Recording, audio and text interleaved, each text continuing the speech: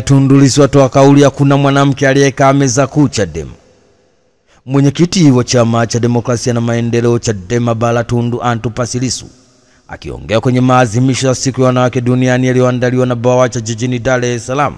Tundu Lissu ametoa kauli na kusema nataka niwakwaze sisi wenyewe tukoje, ili jopo ambalo leo lipo meza kuu ukiacha mie, baada ya leo hawatakaa meza kuu tena. Uongozi wetu wa chama wa juu ukoje, kamati kuu yetu ikoje, kwa sababu umuhimu wake kwenye uongozi wa kuu wa chama ni klabu ya vijana wa kiume. Naomba tuulizane viongozi wanachama wote tuliopo hapa, mara ya mwisho tuliona lini wanawake wakikaa meza kuu? Sikumbuki kama nimewahi kuona wanawake wakikaa meza kuu kwenye chama hiki. Tusionyeshe vidole kwa hawa ambao wameongoza nchi yetu kwa miaka yote. Hii ni vile vile tuonyeshane vidole na sisi wenyewe. Ni maneno ya mwenyekiti wa chama cha demokrasia na maendeleo Chadema Tundu Antipas Lissu akiongea kwenye maadhimisho ya siku ya wanawake duniani yaliyoandaliwa na BAWACHA jijini Dar es Salaam. Tundu Lissu ametoa kauli na kusema nataka niwakwaze sisi wenyewe tukoje, ili jopo ambalo leo lipo meza kuu ukiacha mie, baada ya leo hawatakaa meza kuu tena. Uongozi wetu wa chama wa juu ukoje, kamati kuu yetu ikoje, kwa sababu ya umuhimu wake kwenye uongozi ukuu chama hiki klabu ya vijana wa kiume tu. Naomba tuulizane viongozi na wanachama wote tuliopo hapa, mara ya mwisho tuliona lini wanawake wakikaa meza kuu? Poland inataka wanaume wote wazima waende jeshini. Serikali ya Poland imepanga kuwataka wanaume wote wazima nchini humo kushiriki mafunzo ya kijeshi ili kuimarisha ulinzi wa taifa hilo, ambapo waziri mkuu wa Poland Donald Tusk amesema hatua hiyo ni sehemu ya mkakati mpana wa kuhakikisha Poland inakuwa na uwezo wa kisasa wa kujilinda dhidi ya vitisho vya nje. Wakati huo Tusk ameongeza kusema kuwa Poland inapaswa kuwa na silaha za hali ya juu, ikiwemo uwezekano wa kumiliki nyuklia na silaha nyingine za kisasa zisizo za kawaida.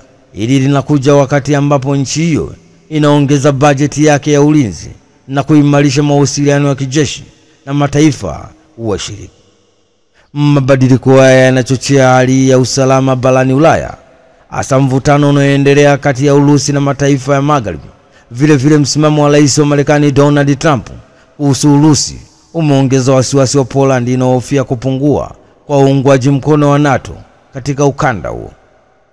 Aidha, serikali ya Poland inasisitiza kuwa kila mwananchi anapaswa kuwa tayari kulinda taifa lake, huku mafunzo haya yakitarajiwa kuwa ya lazima kwa wanaume wote wazima nchini Poland, ingawa hadi sasa bado haijafahamika ni lini hatua hii itaanza rasmi. Ni taarifa kutoka Poland. Hatimaye serikali ya Poland imepanga kuwataka wanaume wote wazima nchini humo kushiriki mafunzo ya kijeshi ili kuimarisha ulinzi wa taifa hilo, ambapo waziri mkuu wa Poland Donald Tusk amesema hatua hiyo ni sehemu ya mikakati mpana wa kuhakikisha Poland inakuwa na uwezo wa kisasa wa kujilinda dhidi ya vitisho vya nje. Paul Makonda na wabunge wa Arusha wakutana mbele ya Rais Samia Suluhu Hassan.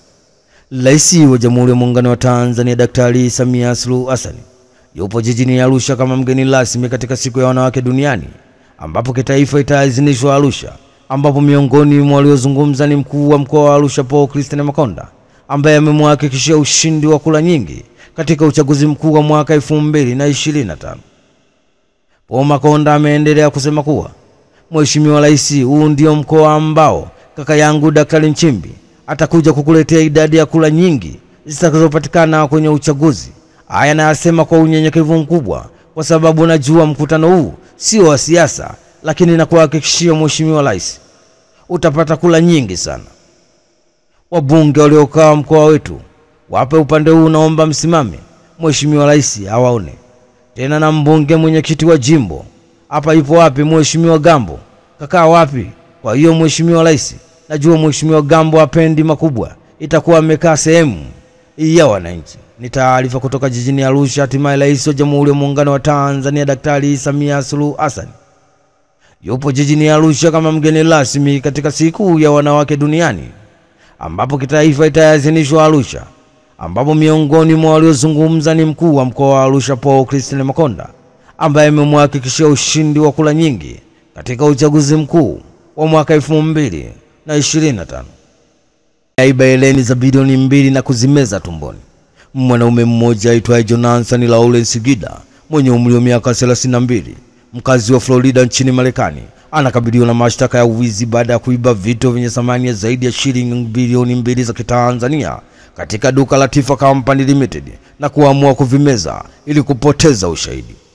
Polisi wa Florida nchini Marekani wanasema mtuhumiwa huyo alinaswa kupitia kamera za duka hilo akichukua vitu hivyo na kujaribu kutoroka nao, lakini mpango wake ulikuwa baada ya maafisa usalama kuwahi kufika na kumkamata. Polisi walipomtaka atoe ushahidi wa vitu hivyo, alikanusha kuwa anavyo, lakini ripoti za kitabibu zinaeleza kuwa alihitajika kufanya uchunguzi wa kimatibabu ili kubaini ukweli wa madai hayo, ambapo madaktari walifuata taratibu maalum zilizosaidia katika uchunguzi wa kesi hiyo. Mtuhumiwa sasa anakabiliwa na mashtaka ya uwizi na kuharibu ushahidi, ambapo sasa mamlaka zinaendelea na uchunguzi ili kubaini kama ana uhusiano wa matukio mengine ya wizi wa vitu katika eneo hilo. Ni taarifa kutoka nchini Marekani. Hatimaye mwanaume mmoja aitwaye Jonathan Lawrence Gida mwenye umri wa miaka 32, mkazi wa Florida nchini Marekani, anakabiliwa na mashtaka ya uwizi baada ya kuiba vitu vyenye thamani ya zaidi ya shilingi bilioni 2 za Kitanzania katika duka la Tifa Company Limited na kuamua kuvimeza ili kupoteza ushahidi. Wafungwa chini ya miezi 6 watapiga kura uchaguzi wa mwaka 2025.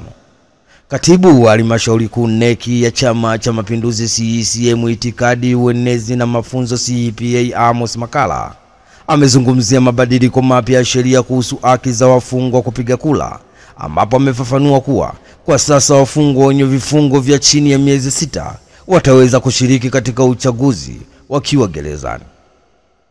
Amos Makalla amesema lakini pia wasimamizi wa uchaguzi badala ya kuwa viongozi watakuwa maafisa waandamizi wa umma. Lakini mabadiliko yako mengi ni kwamba katika sheria hata wafungwa watapiga kura. Narudia, kama mlikuwa hamjui, ndio mabadiliko ya sheria. Wafungwa ambao kifungo chao kizidi miezi 6 watapiga kura wakiwa magerezani. Hivyo ndivyo upande wa Zanzibar wanaita vyuo vya mafunzo, ndio magereza yenyewe na maabusu.